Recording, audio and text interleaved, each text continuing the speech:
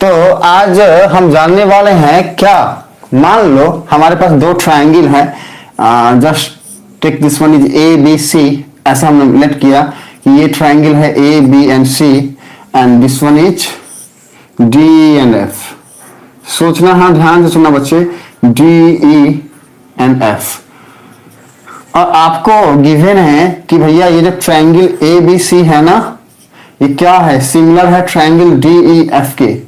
ऐसा हमें पता है, हमें पहले से गिवन है, हम जानते हैं, ऐसा दिया हुआ है क्या कि दो ट्रायंगल है, एक ट्रायंगल है A B C and the second one is D E F. और हमें बोल रहा है कि भैया ट्रायंगल एबीसी जो है ना वो सिमिलर है ट्रायंगल डीईएफ के। अगर ऐसा हो तो कोरस्पॉन्डिंग साइड्स के रेशियो क्या होते हैं बच्चे, सारे के सारे फटाफट अप्लाई करो। हाँ, कोरस्पॉन्डिंग साइड्स के रेशियो क्या होंगे, हमने क्या पढ़ा हुआ है अभी तक, कोरस्पॉन्डिंग एंगल इक्वल होंगे एंड कोरस्पॉन्डिंग साइड्स के रेशियो क्या होंगे।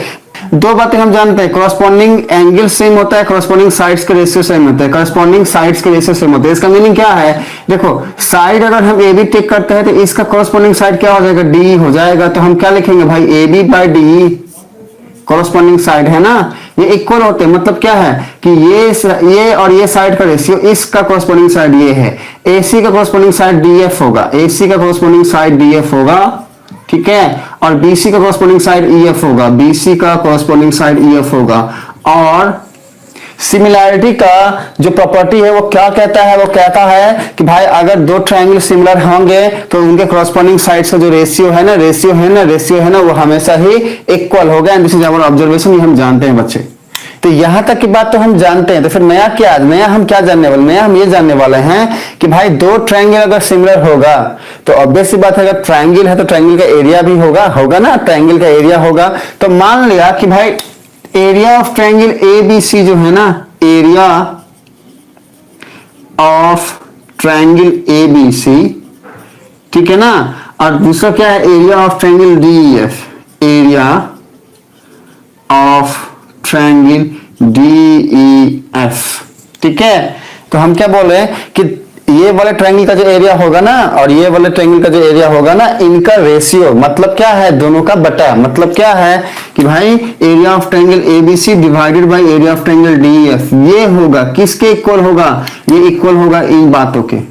अब इसका मीनिंग क्या है, इसका मीनिंग क्या है, इसको समझो। अब इसका मीनिंग क्या होगा, इसको थोड़ा समझ के जाओ। इसका मीनिंग क्या होगा, कुछ नहीं होगा। ये जो बातें हैं हम यहाँ पर लिखेंगे, कुछ कैसे लिखेंगे, ये फॉर्म क्या होगा उसको समझ के जाओ। देखो रिलेट करेगा ये सारी की सारी बातें, कैसे करेगा, देखो ये जो है ना ए बी बाई डी, तो हम लिखेंगे ए बी बाई डी का square equals to A C by D F का square equals to B C by E F का स्क्वायर।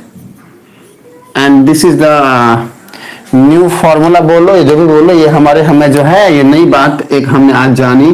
क्या जाना हमने क्या जाना, हमने जाना कि कोई भी दो ट्रायंगल अगर सिमिलर है, कोई भी दो ट्रायंगल अगर सिमिलर है, ठीक है, कोई भी दो ट्रायंगल अगर सिमिलर है तो दोनों ट्रायंगल का जो एरिया है उनका जब हम रेशियो निकालेंगे ना तो इक्वल होगा square of the ratio of the sides, square of the ratio of the corresponding sides of the two triangle.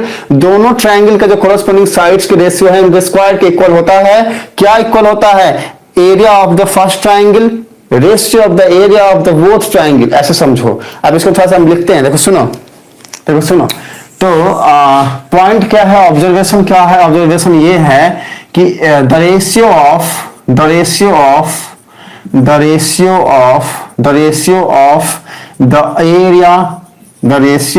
Area of two similar triangle, ठीक है, दो सिमिलर ट्रायंगल के जो एरिया होते हैं ना, ट्रायंगल का जो एरिया है ना, उनका जो रेशियो है ना, is equal to the square of the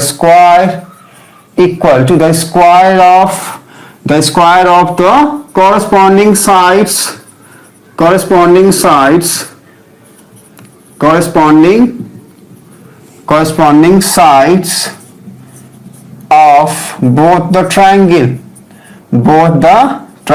ये बात अगर सबके समझ में आई तो हमें बोलो। देखो सुनो, हमने क्या लिखा है, हमने लिखा है कि the ratio of the area of two similar triangle, मतलब दो सिमिलर ट्राइंगल के, ठीक है ना, दो सिमिलर ट्राइंगल जो है उसका जो एरिया है ना, उसका जो रेशियो है ना, दो सिमिलर ट्राइंगल के एरिया का जो रेशियो है ना इज इक्वल टू, इक्वल होता है the square of the corresponding sides, the square of the ratio of the corresponding sides, ratio एक वर्ड ऐड कर दो, हाँ, the square of the ratio, the square of the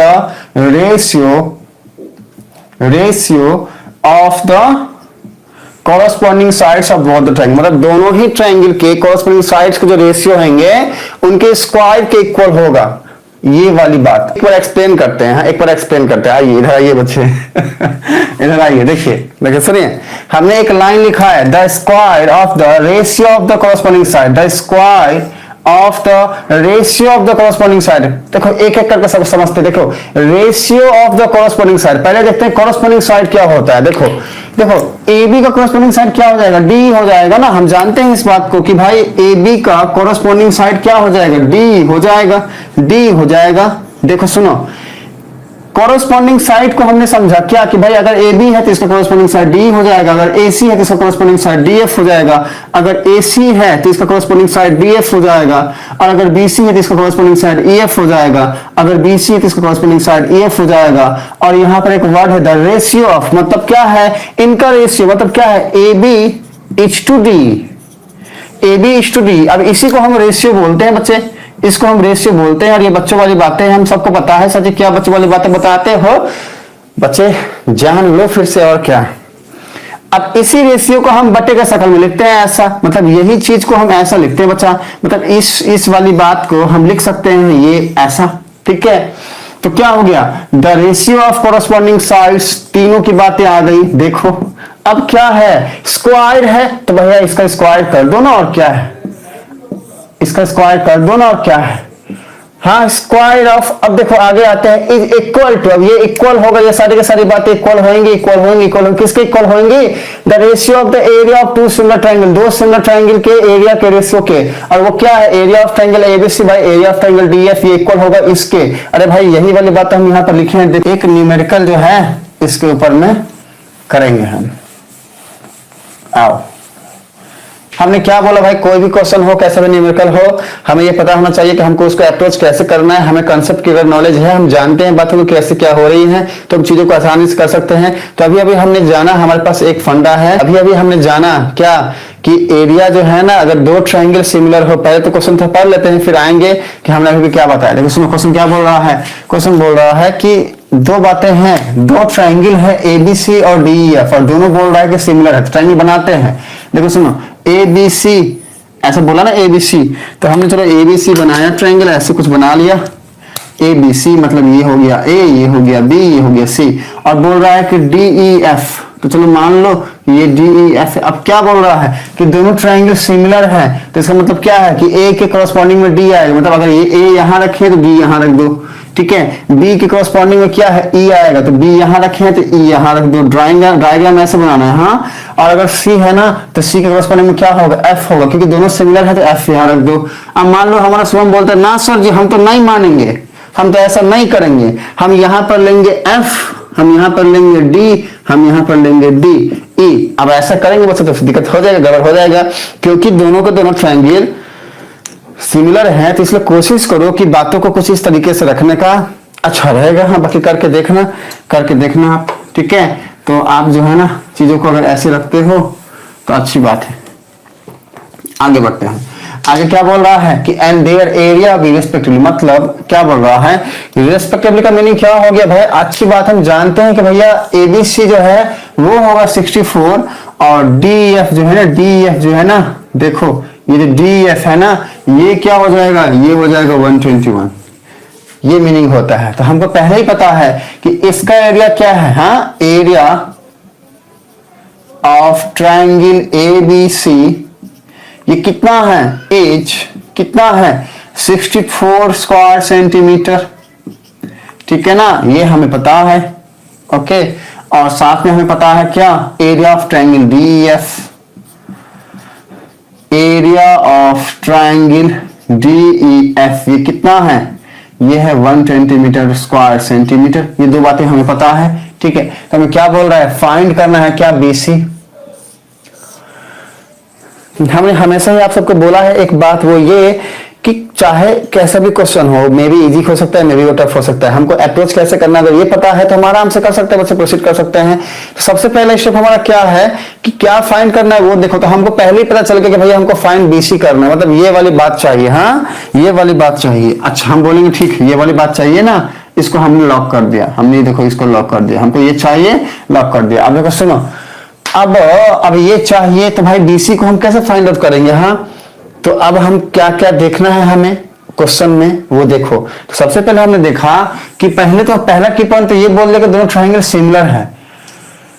तो अगर दोनों triangle similar है ये बात हमें पता है, तो हमारा लॉजिक क्या कहता है, हाँ सिमिलैरिटी केस से, हाँ लॉजिक कहता है कि अकॉर्डिंग टू प्रॉब्लम के हिसाब से, हाँ क्या triangle ABC it's similar to triangle DEF। ये प्रॉब्लम कहता है कि दोनों ट्रायंगल सिमिलर है। तो हमारे पास पॉइंट क्या क्या है, हमारे पास पॉइंट है कॉरस्पॉन्डिंग साइड्स के रेशियो इक्वल होते हैं, मतलब AB by DE equals to BC by EF equals to AC by DF। अब सुनो, अब मान लो एक बच्चा बोलेगा सर ये एंगल क्यों नहीं ले रहे हो, तो बच्चा हमको यहाँ पर साइड पूछ रहा है ना, तो साइड से कम चला लेंगे, एंगल का काम पड़ेगा, जरूरत पड़ेगा नहीं यहाँ पे, चाहो तो लिख सकते हो चाहो तो नहीं लिख सकते हो, कोई प्रॉब्लम नहीं है। पर ये वाली बात हमने लिखा क्योंकि हमें ये बात पता है, हाँ तो ये हमने ऐसा लिख दिया कि हमको तो ये बात पता है। अब ध्यान से हमने देखा कि अरे भाई जो BC हमें चाहिए वो तो यहीं पे छुप के बैठा हुआ है, और इसीलिए हमने कॉरस्पॉन्डिंग साइड्स के रेशियो को यहाँ पे इक्वल बताया और लिखा, क्योंकि हमको जो फाइंड करना है वो क्या पता हमको यहां से मिल जाए।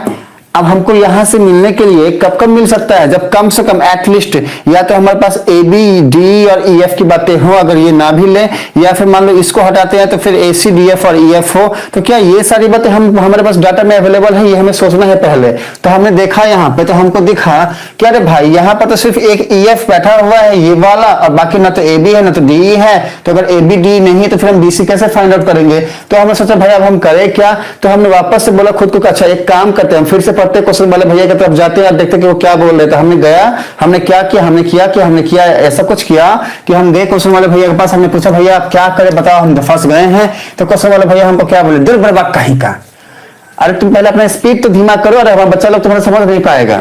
तो हमने बोला हाँ बात तो ठीक बोलता है, तो हमने बोला चलो स्पीड धीमा करते हैं। तो हम थोड़ा धीमा हो गए और हमने फिर इनसे पूछा करे क्या, तो हमने बोला तुमको दिखता नहीं है रे, तुम देखो ना जाके क्वेश्चन में। तो हम बोला अच्छा ठीक है सर हम देखते हैं। तो हमको ये डांटे, हाँ डांटने के बाद हम देखने गए हैं तो हमको दिखा कि यहाँ पर एरिया की बात की गई है, ट्रायंगल्स के एरिया की बात की गई है, और एरिया दे दिया है, गिवन है दोनों का एरिया। तो हमने बोला अच्छा यहाँ पर हमको तो एरिया दोनों ट्रायंगल का गिवन है, तो हमको पता है दोनों ट्रायंगल का एरिया क्या है। तो हमने यहाँ पर लिख भी लिया कि एरिया ऑफ ट्रायंगल ABC ये है, एरिया ऑफ ट्रायंगल DEF ये है। तो अब हम फिर से अटक गए कि भैया एरिया तो दे दिया है, हमको चाहिए BC, हम लाएंगे कैसे। हम फिर से अटक गए, तो हम फिर से जो है सोचने लगे कि हम बोले हम सोचे कि जब जाते हैं क्वेश्चन वाले भैया के पास, तो फिर हमको याद आया फिर से अरे भाई हम उनके पास जाएंगे तो हमको फिर से बकलोल बोलेंगे, डांट देंगे। हमने बोला ना भाई अब जाएंगे नहीं। हम सोचना स्टार्ट किए तो हमको याद आया, देखो ऐसे सोचना होता है बच्चे। सुनो देखो, तो लॉजिक हमारे दिमाग को ये बात पहले से हमने बता कर रखा होगा है, अगर दो ट्रायंगल सिमिलर हो तो दो ट्रायंगल सिमिलर, यहाँ पर क्या क्या सिमिलर, यहाँ पर ABC और DF सिमिलर है, तो area of triangle ABC bye area of triangle DEF। अभी हमने आपको बताया कि अगर दो ट्रायंगल सिमिलर होंगे तो उनका जो एरिया होगा ना, उसका जो रेशियो होगा, मतलब दोनों का जो बटा निकालेंगे वो इक्वल होगा कॉरस्पॉन्डिंग साइड्स के रेशियो की, मतलब इनके स्क्वायर्स की, सिर्फ साइड्स के रेशियो नहीं स्क्वायर्स की। ठीक है, तो अब देखो ध्यान से, हम चाहें तो ये ले सकते हैं AB बाई DE का स्क्वायर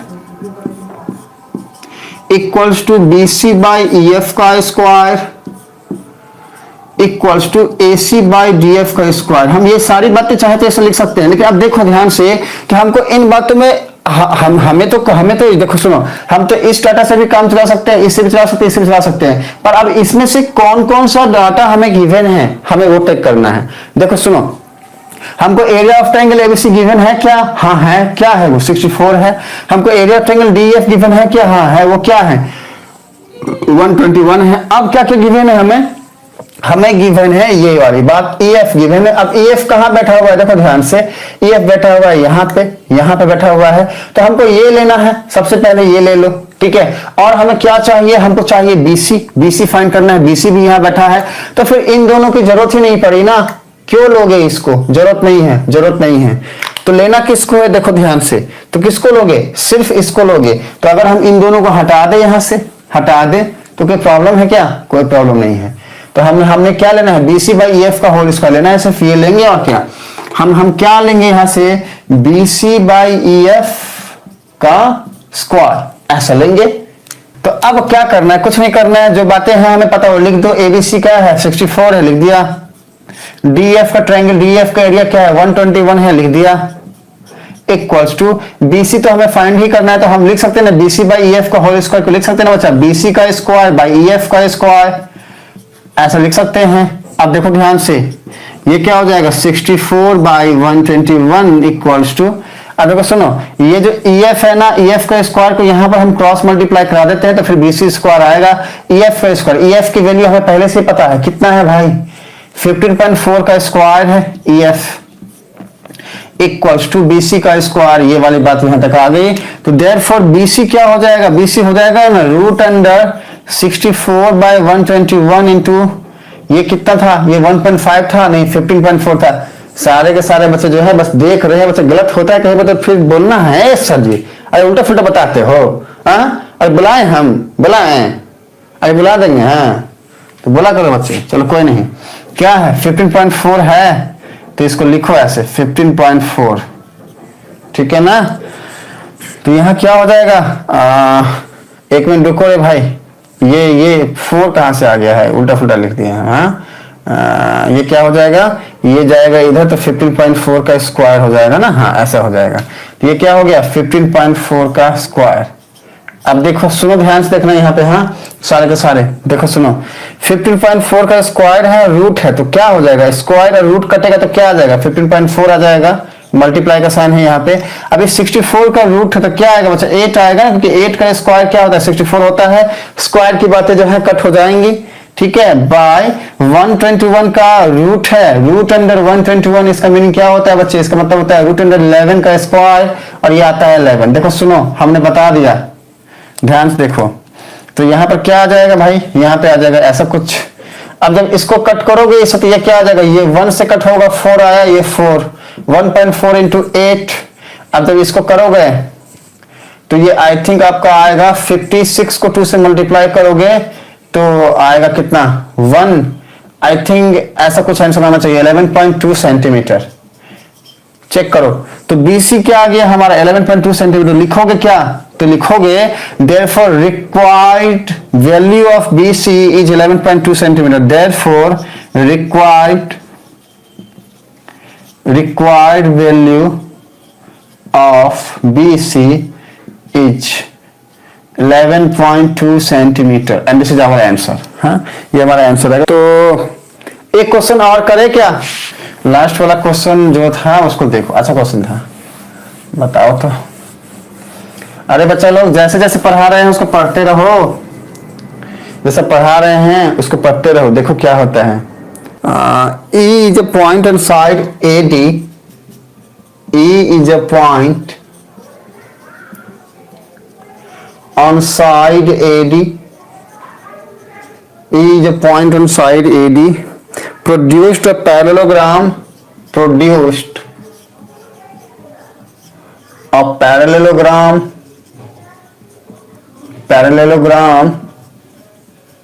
ठीक है, ABCD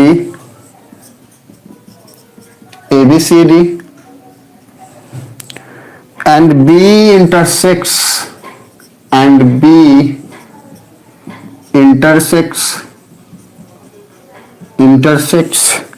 CD at F, ठीक है। so that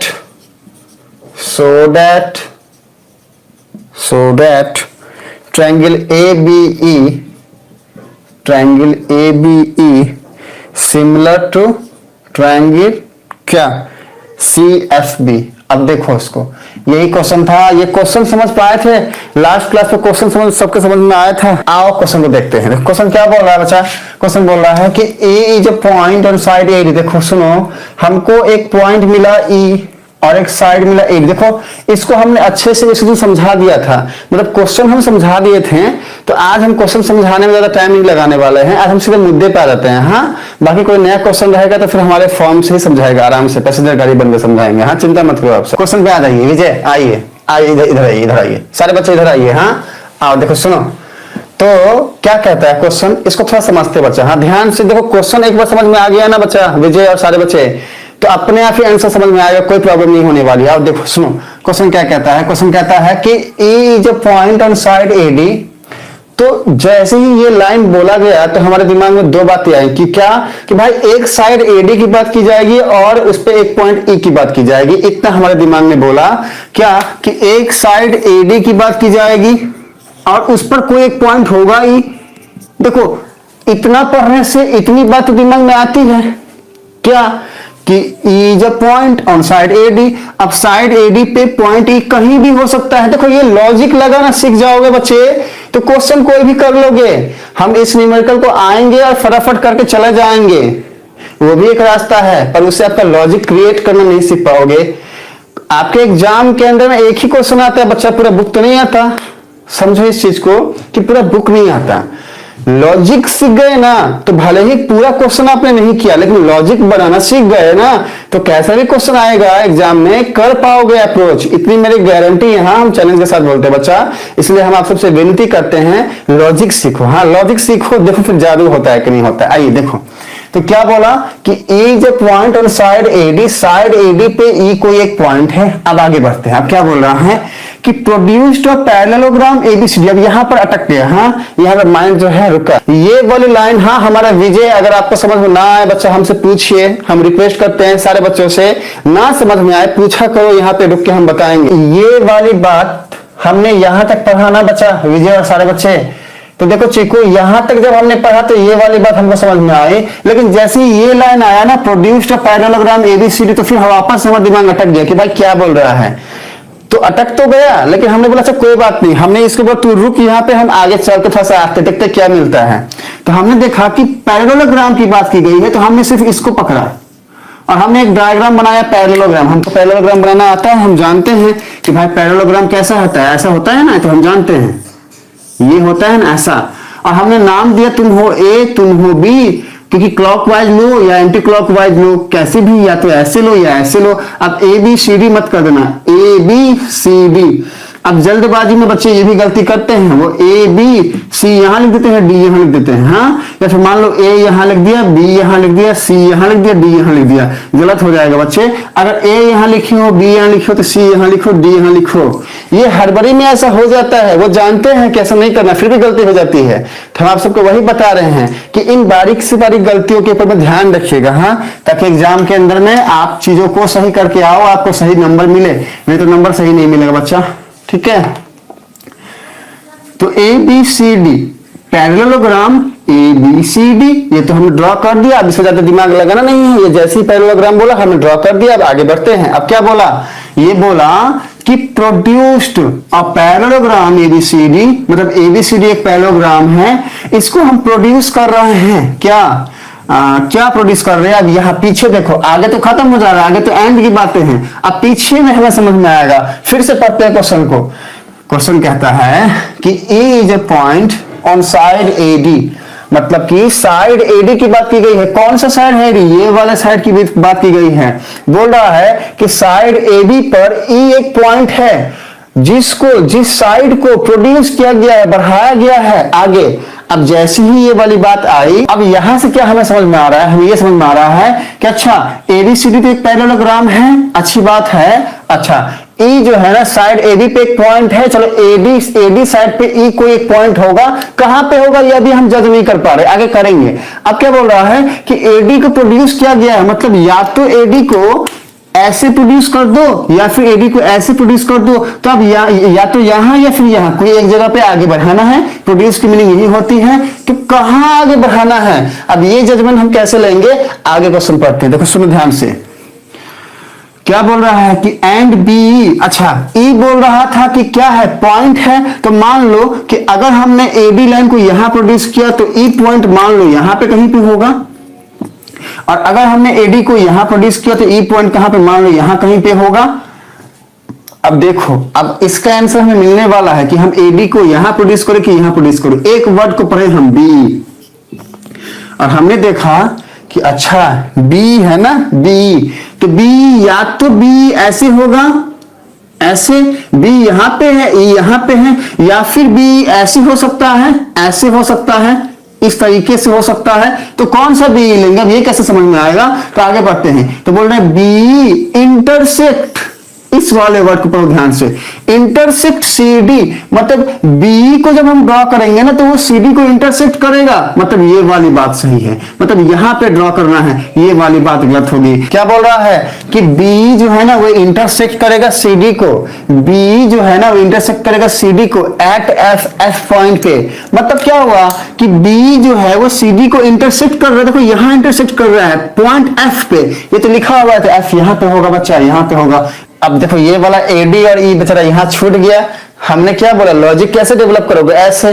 तो पहले हम क्या सोच रहे थे कि भैया एडी पे कहीं पे ई होगा, तो अब हम इसको अगर जस्टिफाई करें तो कैसा होगा, अगर इस वाली चीज को ऐसे पलट दो, मतलब कि ये एडी है ना, एडी, ये एडी जो है ना ऐसे कर दो, तो देखो ये एडी है, ये एडी है, और ये यहां पे जाके ई वाला पॉइंट यहां पे आया है प्रोड्यूस करने के बाद। तो ये जो हमारा ऑब्जर्वेशन था कि एडी वाले पॉइंट पे पड़ने वाला है, तो हम यहां पर ये समझे कि भैया ये जो एडी वाला लाइन था इसको आगे बढ़ाया, मतलब अब एक्चुअली में ये जो डी वाला पॉइंट है इसको एक्सटेंड करके यहां पे लाके ई बनाया है। तो चलो इसको हम पहले हटाते हैं और इस डायग्राम को अच्छे से बनाते हैं, अच्छे से डायग्राम बनाते हैं। समझाने के लिए ये सब बनाना पड़ा था, लेकिन अब जो है समझ गए हो, तो इस डायग्राम को थोड़ा सा बेहतर ढंग से बनाने की कोशिश करते हैं। हाँ देखो सुनो, थोड़ा सा बेहतर ढंग से इसको बनाने की कोशिश करते हैं।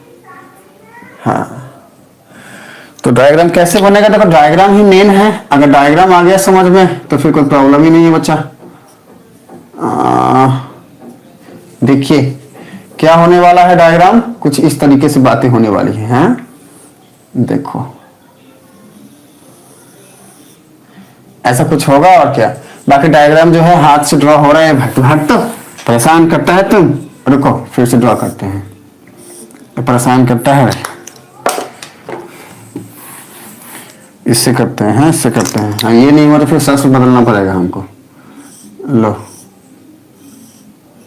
ये हो गया, इसको थोड़ा आगे बढ़ा दो और इसको ऐसे ले आओ, ऐसे ले आओ, तो काम चला लो, इतने से बस इतने से काम चला लीजिए। हाँ ये हो गया ए, ये हो गया बी, ये हो गया सी, ये हो गया डी, और ये एक्सटेंड किया ई वाले पॉइंट पे, और ये पॉइंट इंटरसेक्टिंग पॉइंट हो गया एफ। इतना जो है हमने कर दिया। तो अब जो है ना हम क्वेश्चन की तरफ जाते हैं। हाँ अब इस डायग्राम से हमारे ऑब्जर्वेशन क्या किया थे, देखो बच्चे पैरेललोग्राम है, तो पैरेललोग्राम का आमने सामने का साइड हमेशा इक्वल होता है, मतलब ए बी जो है इक्वल बोल रहे हैं, इक्वल एंड पैरेलल होता है। जैसे इसका मीनिंग क्या हुआ कि ए बी जो है पैरेलल होगा डीसी के, और साथ में एडी जो है वो पैरेलल होगा बीसी के। एडी जो है ना वो पैरेलल होगा किसके, बीसी के। अब देखो ध्यान से, क्योंकि ये लाइन और ये लाइन पैरेलल है, तो इसका मतलब क्या है कि अगर ये लाइन पैरेलल है, देखो अगर कोई भी दो लाइन पैरेलल हो और कोई भी एक ट्रांसवर्स उसको ऐसे कट कर रहा हो, तो हम क्या कह सकते हैं, हम कह सकते हैं कि भाई वो एक जेड बना रहा है, और इसका ये एंगल जो होता है इसके इक्वल होता है। 9th में आप सबने पढ़ा होगा बच्चे, इसको क्या बोलते हैं, alternate interior angles are equal. तो देखो यहाँ पर कहां पे बन रहा है जेड, देखो यहाँ पर ये जेड बन रहा है। हाँ और हम क्या कह सकते हैं कि ये एंगल इसके इक्वल होगा, अल्टरनेट इंटीरियर एंगल इक्वल होगा, तो ये एंगल जो है उसके इक्वल होगा। ठीक है, अच्छा एक पॉइंट तो हमने ये जाना। अब देखो दूसरा पॉइंट क्या है कि ये जो लाइन है ना एडी, अरे एडी को ही तो एक्सटेंड किया है ना एई तक, तो अगर एडी पैरेलल है बीसी के तो एई भी तो पैरेलल हो सकता है ना बीसी के बच्चा। तो हम वापस से क्या कह सकते हैं कि भैया ये जो लाइन है ये जेड बना रहा है किसके साथ, देखो ध्यान से ये ऐसा कुछ जेड बना रहा है। हाँ तो हम क्या कह सकते हैं कि भाई ये जो एंगल होगा ये किसके इक्वल है, देखो ध्यान से, ये जो एंगल होगा ये इसके इक्वल होगा, हम ऐसा कह सकते हैं। देखो सुनो, ये एंगल इसके इक्वल हुआ और ये एंगल इसके इक्वल हुआ। अब देखना ध्यान से समझना बच्चे, हमको करना क्या था प्रूफ, हमको प्रूफ करना था कि ट्रायंगल ए बी ई जो है वो सिमिलर है ट्रायंगल सी एफ बी के। अब देखो ए बी ये मतलब क्या, देखो ध्यान से, ए यहां बैठा है, बी यहां बैठा है, ई यहां बैठा है, देखो ध्यान से, ये हो गया ऐसा कुछ, ठीक है, ये है ए, ये है बी और ये है ई। देखो ए ये है, बी ये है, ई ये है, ऐसा, ठीक है ना। अब देखो ध्यान से, हमने क्या पाया है कि भाई यहां पर हमने पाया क्या कि ये वाला जो एंगल है इसको हम होल्ड करते हैं, ये वाले को, और इसके बाद ये एंगल ई को हम यहां पे होल्ड करते हैं। देखो ये ट्रायंगल हो गया, दूसरा ट्रायंगल क्या है, ट्रायंगल सी एफ बी। सी और एफ तो ये था ना, ये वाला एफ यही था ना बच्चे, तो सी एफ बी। अब इसको ड्रॉ करें अगर यहां पे तो कैसा होता है, देखो ध्यान से, ऐसा कुछ, ऐसा कुछ, ये थोड़ा सा इस तरीके से आता है। देखो ध्यान से बच्चा, एकदम ध्यान से देखना, हाँ एकदम ध्यान से देखिए और समझने की कोशिश करिए कि हम क्या समझा रहे हैं। देखो सुनो, ये क्या है, ये एफ पॉइंट है, ये सी पॉइंट है, ये बी पॉइंट है, ऐसा, ठीक है ना। तो हमने क्या देखा, हमने देखा कि ये वाला एक एंगल है और ये वाला एक एंगल है। अब देखो यहां से हमारे क्या ऑब्जर्वेशन है कि ये वाला जो एंगल है वो इसके इक्वल है, मतलब एंगल बी कहां बैठा है, यहां बैठा है, ये इक्वल किसके है, एंगल एफ के इक्वल है, मतलब इसके। तो हमने क्या पाया कि एंगल बी जो है ना एंगल एफ के इक्वल है, मतलब कि बी एंगल एफ एंगल के इक्वल है, ये हमने ऐसा लिख दिया। और इसके बाद हमने क्या देखा कि एंगल ई जो है ना एंगल ई जो है ना, हम आते हैं, वो एंगल बी के इक्वल है, मतलब कि देखो ध्यान से, ये जो एंगल ई है ना वो एंगल बी के इक्वल है।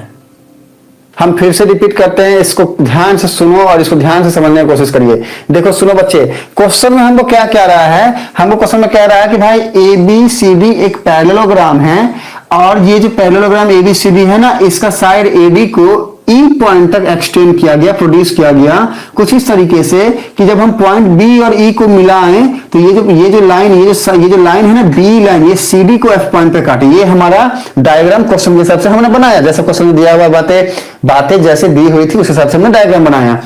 अब हमें क्वेश्चन में पूछा, ये हमको बोला कि प्रूफ कर दो कि ये जो ट्रायंगल है ना ए बी ई, जिसको कि हमने देखो यहां बनाया हुआ है, ये सिमिलर होगा, किसके सिमिलर होगा, ट्रायंगल सी एफ बी के, सी एफ बी के। ये हमें प्रूफ करने के लिए क्वेश्चन में बोला, प्रूफ करना है कि ये जो ट्रायंगल ए बी ई है ना, ये वाली, ये सिमिलर होगा ट्रायंगल बी एफ सी के, ऐसा हमें प्रूफ करना है, या फिर सी एफ बी के, ये हमें प्रूफ करना है।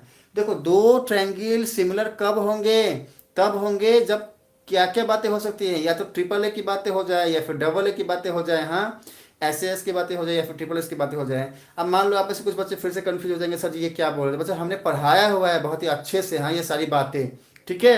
तो इसलिए आप अभी हम शॉर्टकट में बोल रहे हैं क्या, कि हमको किसी भी तरीके से दो अगर एंगल भी हम इक्वल कर पाए तो फिर हम प्रूफ कर देंगे कि ये दोनों ट्रायंगल सिमिलर है। अब वो हमने किया कैसे, वो देखो, हमने बोला कि भैया क्योंकि A B C D parallelogram है, इसीलिए ए बी जो है वो सी डी के, एक काम करो बच्चे, आज प्रॉब्लम ज़्यादा हो रहा है, ये न्यूमेरिकल नेक्स्ट क्लास में करा दे क्या, हो गया है, इसमें कुछ बाकी नहीं है, प्रूफ कर दिया है हमने प्रूफ कर दिया है कि भाई ये एंगल इस एंगल के इक्वल है और ये एंगल इस एंगल के इक्वल है, तो फिर डबल ए हाँ डबल ए क्राइटेरिया से दोनों ट्रायंगल सिमिलर होगा, हमने प्रूफ कर दिया है। लेकिन फिर भी आज ज़्यादा प्रॉब्लम हो रहा है, हम इसको नेक्स्ट क्लास में फिर से आप सबको समझाएंगे, चिंता मत करो, वादा करते हैं, हाँ फिर से समझाते हैं, ठीक है। आज जाइए, आज क्लास को यहीं पर डन करिए, कुछ प्रॉब्लम ज़्यादा हो रहा है आप सबको, हम देख पा रहे हैं, हाँ तो नेक्स्ट क्लास में इसको समझा देंगे फिर से।